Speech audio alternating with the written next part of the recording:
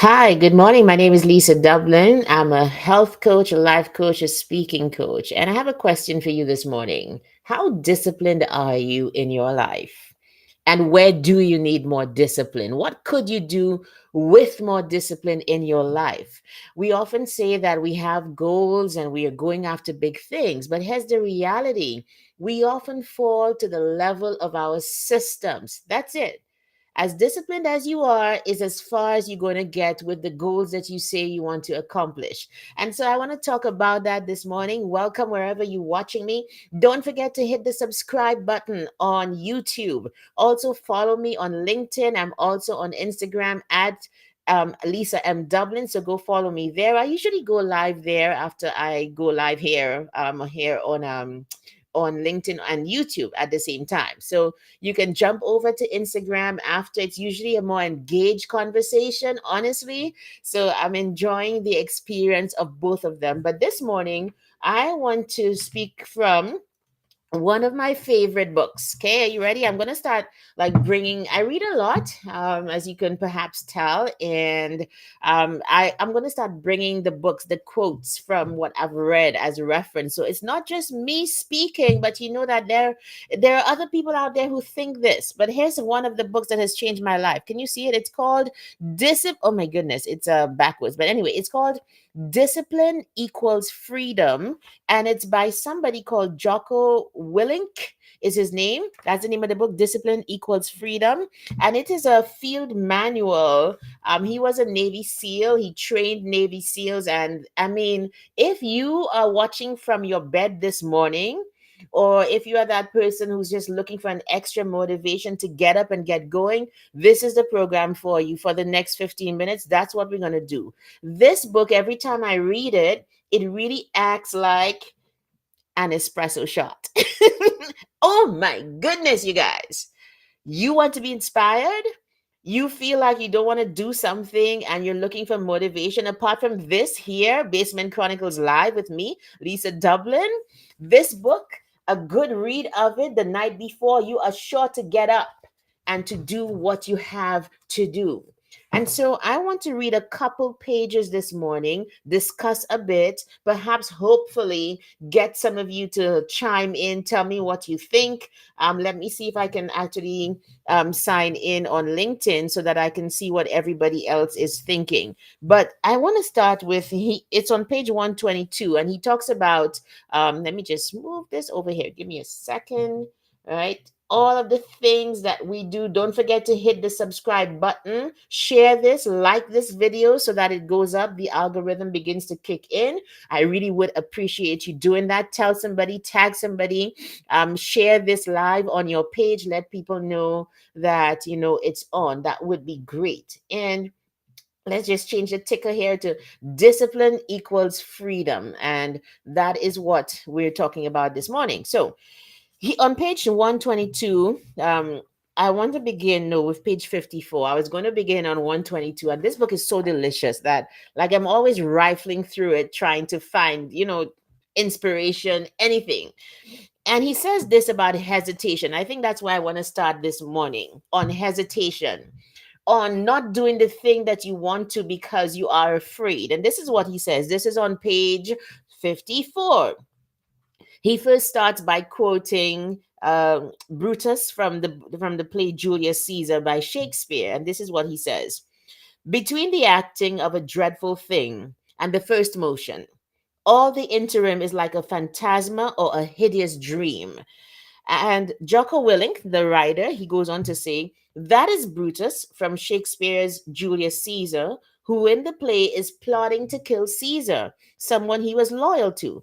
And Shakespeare, the master of understanding human nature, captures what that feels like.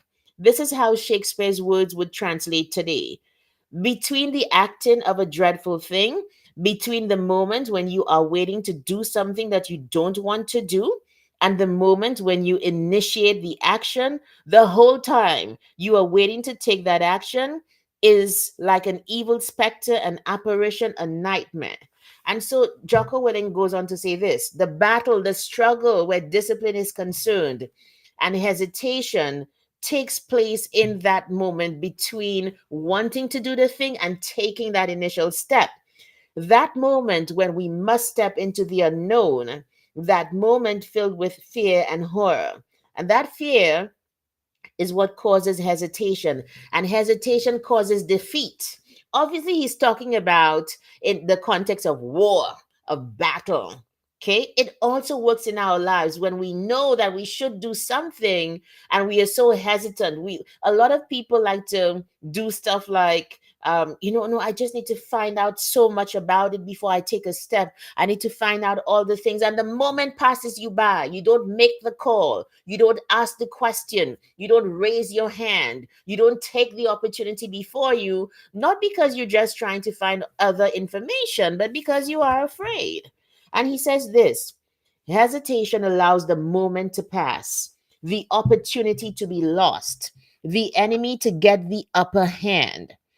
Hesitation turns into cowardice. It stops us from moving forward, from taking initiative, from executing what we know we must.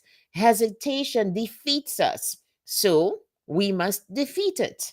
To win, all you have to do is to overcome that moment. One, two, three, go. Who was it who said that? Was it Mel Robbins? She says you count to five and you do it, or one count to three or something, and you just absolutely do it. The waiting, the hesitation. And to do that, all you have to do is go, move, take the action, get out of bed, get your feet on the ground, step forward. Do not hesitate, do not wait. Go forward and win. How inspiring is that as a way of not being impulsive, but overcoming the hesitation that can literally lead to paralysis? I don't do it. No, I let the moment pass. I'm not going to do it. I'm not going to make that call. I'm not going to sign up for coaching when I know I need it. I just need to get forward, get up and do it. But, these are, yes, like espresso shots here this morning.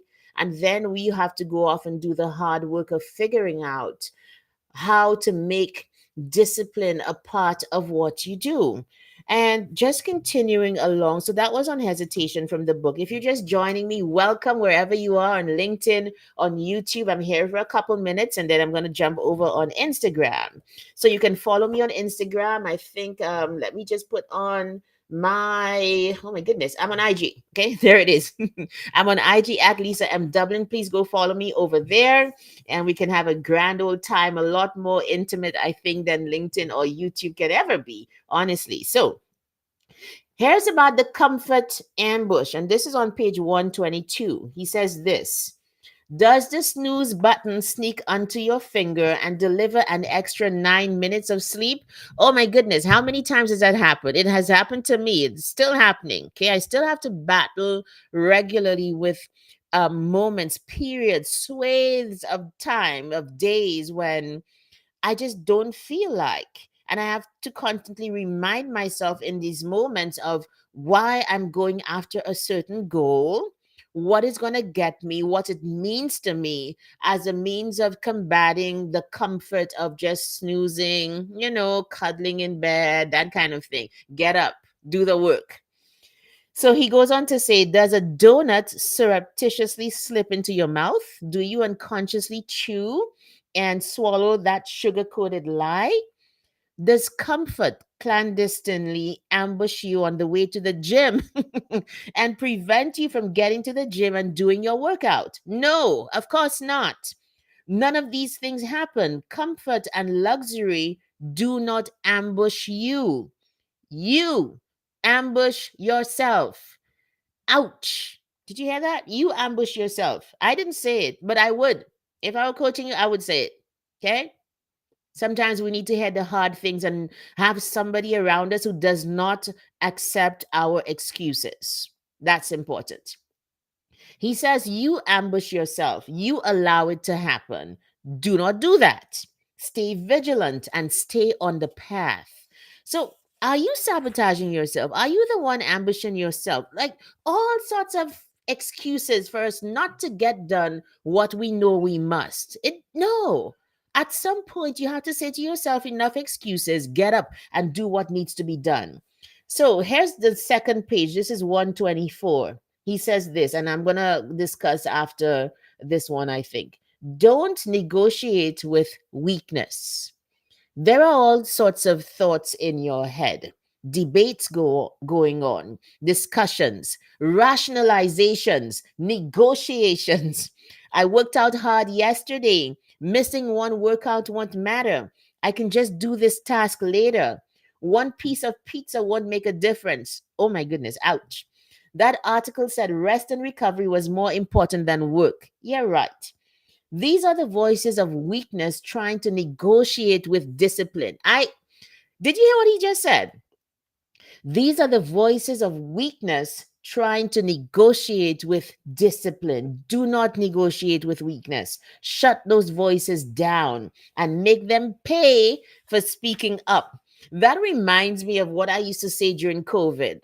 I think I went out with a lot of discipline and um, just determination during the pandemic to become the person I wanted to have the career that I wanted, because there was in the back of my, and I'm going to make COVID pay. I'm going to make this pandemic pay for all of this disruption and not the uncertainty and the fear. I'm going to make you pay by taking from it what I could and to build the life that I wanted to. So there has to be, I think, a push and a pull factor where discipline is concerned. Like, why are you disciplined? Why do you want to continuously do that? What are the benefits of it? That is like the pull factor. And then what are you pushing against? What is it you don't want, which is why you want to remain disciplined? That too is very important. Okay, let's do one more. This is to encourage you in whatever you are going after. You've got to build systems. Systems are built on discipline. A system is something that you put in place, that you do almost automatically, that has a process that will get you to a certain goal, a certain destination. So he says action you. The French philosopher Descartes said, I think, therefore I am. And I get it. If we are thinking, we must exist, and that's fine. But never forget, thinking alone won't get you anywhere. Simple existence is not being alive. You have to take action. You have to move forward. You have to exert and strive and toil. Thoughts are not enough. Take action. And he says, what is stopping you? Is it that you didn't get enough sleep? Are you too tired? Do you not have the right gear? Do you not have enough energy? Do you not have enough money? Do you not have enough time? Is it one of these things that is stopping you? Or is the thing that is stopping you you? What is stopping you this morning? Where are you? Okay. Where are you this morning? Where are you with your time? How are you handling time? Have you apportioned the day right? Like, I don't always get it right. But one of the things I'm pretty particular about most of the time is how I spend my time. Because if you don't tell your time, like money, where to go, it just goes with the flow. It just goes randomly to do the unproductive things. Like we literally have to pull it back, wrest it from everybody else and everything else, and determine in ourselves, this is what I'm going to spend my time doing, and I'm going to guard that time. There's a word I use, I don't apologize for: ruthlessly. To guard it ruthlessly, to bestow it unto the people who mean something to you, as opposed to just giving time to random people on the internet, random scrolling, random not doing anything. I'm not saying too that we don't need rest. I'm big on that. I do have a day when I absolutely shut down and I don't care. I take it. And, getting enough sleep and all of those things. But my goodness, if you're going after a goal, there's a certain militancy to it, a certain kind of, I'm not going to stop until I get it. This is how I'm going to do it. And although I'm not going to be outwardly aggressive, it's an internal iron will about, this is how I'm going to do it. And I'm not going to let anything stand in my way. Where do you need to be more disciplined? I was just thinking about this topic, and you know what I realized? In some areas where I am now disciplined, it's because I have fallen in love with the results. Where you have gotten results, let's face it, it is easier for you to be disciplined. Okay. I have gotten results where fitness and eating right are concerned. And so, for example, there was a time like I was between trainers. I have a new trainer now. But even after I got such spectacular results with my first trainer, and just building that habit of going to the gym twice a week to do the weight training and then doing my running as well, building up that habit got me results. So I got help in the beginning to become this person who runs and goes to the gym and all of that. So it's in the beginning where it's most important to either have accountability, a group, get with a trainer, get with a coach. A lot of my clients now, I'm teaching discipline in certain areas. Not that you come to depend on me, but that you get to the point where it is instinctive and automatic. And because you're getting results, you keep on showing up. And so I feel a certain way when I work out. I feel good. I love the results. I love what I see in the mirror.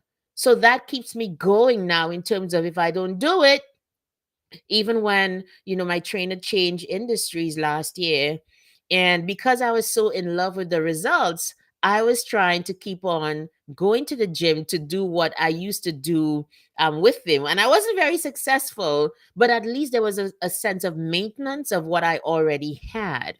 Okay, so it got to the point where it wasn't working anymore, and I was like, you know what, I still want those results. When you know what you're getting, it's easier for you to be disciplined and for you to keep on showing up and putting in the work.